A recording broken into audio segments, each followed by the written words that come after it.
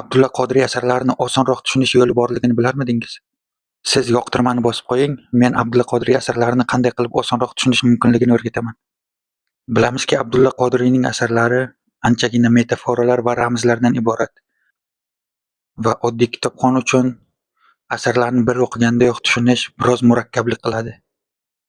Biz ba'zi bir asarlarni yaxshiroq tushunishimiz uchun yozuvchi o'sha asarni yozayotgan vaqtda yozuvchining atrofida bo'lgan voqealarni ham o'rganishimizga to'g'ri keladi. Va Abdulla Qodiriy asarlarini tushunish uchun biz Abdulla Qodiriyning o'g'illari Habibulla Qodiriyning Otam haqida asarini o'qishimiz kerak. Otam haqida asari biografik asar bo'lib, nomidan anglaganingizdek, bu Abdulla Qodiriy haqida yozilgan.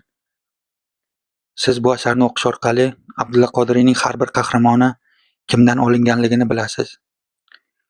Masalan, o'tgan kunlardagi O'zbekoyim, bilamizki, butun mahallaga so'z o'tadigan ayol bo'lgan.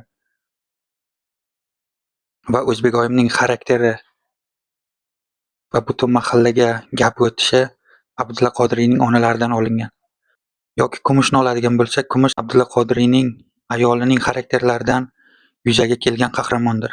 Yoki Mehrobdan Chayondagi Abdurahmon, ya'ni o'sha Abdulla Qodiriyning orqasidan pichoq uradigan imom, yoshligida bakkaboz bo'lgan o'sha masjid imomi, ya'ni bu imom qahramoni qayerdan vujudga kelganligini Habibulla Qodiriy Otam haqida asarida yozib o'tadi.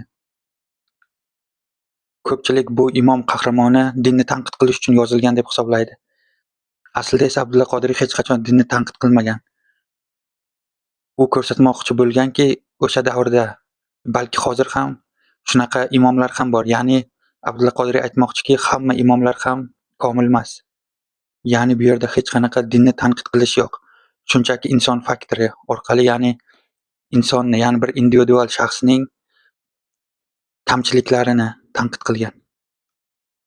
Xullas, siz Habibulla Qodiriyning Otam haqida asarini o'qisangiz, siz Abdulla Qodiriy asarlarini yaxshiroq tushunish imkoniyatiga ega bo'lasiz. Salomat bo'ling.